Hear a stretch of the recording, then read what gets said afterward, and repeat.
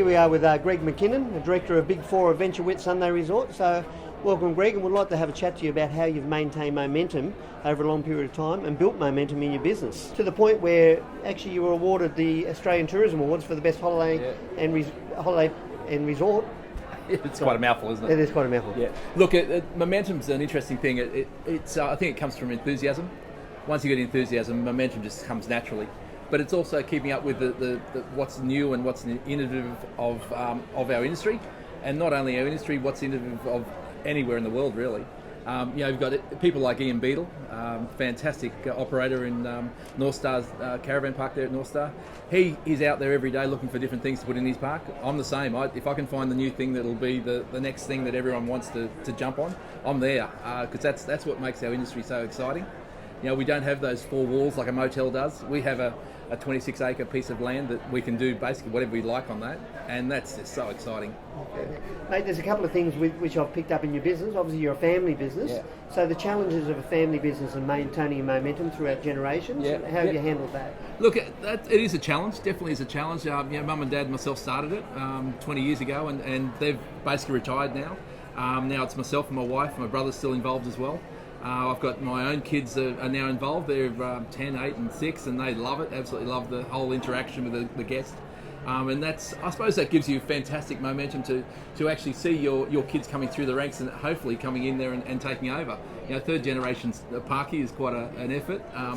In some ways I hope they don't do it, but in other ways I think it's a fantastic life and career as well. Yeah. And obviously for a business of your size you rely on staff heavily, and obviously you have a vision, but it's up to them to deliver that vision and drive the momentum. Yep. So how do you motivate them? Yeah, look, they come along with the ride the whole way.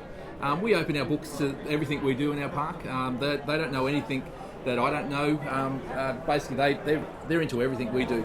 And so if you don't give them the passion as well, you'll never build, because they are your face of your business. At the end of the day, they're the ones that are representing you every day. I'm down here at a travel show right now doing this to get people up there, but I'll tell you, if I didn't have good representation up there, my business suffers. I've got 30 staff and I love every one of them. We reward them really well, and I think that's all part of it, and try to train them into different areas, and hopefully bring them into the industry in more ways than just a front office or just a grounds person, and get them going in that industry. There's a future there, there's a career for people to get involved, so I think it's well worth it, yeah. One of the things I see in the region that you're located is obviously it's a big tourist region, and you've got a lot of competitors. So how do you stay ahead of your competitors and maintain momentum in your own business? Yeah, look, we're blessed. We've got 26 acres, as I've said before. But with that, we're up against Daydream Island, Hamilton, the major tourism operators. But we still think we've got something to offer that they don't, and that's space, safety. Look, once you pay your fee to get in, basically everything's included. So it's a real attraction for a family to come into our park and enjoy the facilities. But it's also staying ahead of the whole tourism operation in the sense of what we're offering. It's always fresh, new, clean, and you've got to keep maintenance up on everything as well. It's obviously that you're a multiple award-winning park, and it must have topped it off just winning the Australian Tourism Award last year. So that's a buzz for us. Naomi, my wife, who does the awards, she's sensational in that area. But in saying that, look, the staff get a real buzz out of it as well. They walk around with their chest poking out and thinking, hey, look, we've won the Australian Tourism Awards. But look, it is a thrill, and I actually urge people to get involved in that side of it as well. The Tourism Award itself is a fantastic thing to look into your business and really delve into what you've actually done throughout the last 12 months.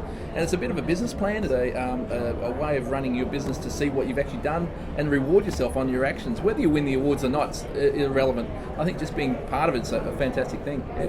And I can tell by just talking to you, you have passion and enthusiasm not only for the industry but your business, and that obviously drives your staff and your business forward. Absolutely. And look, you've got to keep going forward.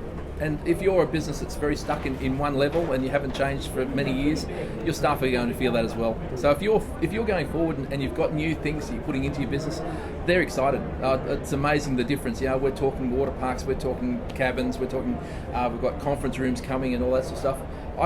I'm excited to keep your staff enthusiastic and seeing the future. It's all part of the business. So if you could give some advice to people that might be just at a roadblock or a speed hump in their business, of how you overcome that, and is it through passion and enthusiasm? Absolutely, but I also think it's talking within the industry. talking to your fellow parks around. It doesn't have to be in your own area. Ringing up Kent's Coconut or ringing up the guys down at North Star and saying, look, I need help on how do I do a water park and what should I look at putting in. This is my park and this is what I'm offering. Everyone's different. They're not all the same. So even though they've experienced it and they've already got there, you're someone that's trying to get there. Open your mouth and talk. Everyone's there to help, and it doesn't hurt Ian by telling you how to do a water park. That may not be what you're after, but talk within the industry, and I'll tell you grow very, very quickly, and then you're then a sounding board for other people that are coming up through the ranks as well.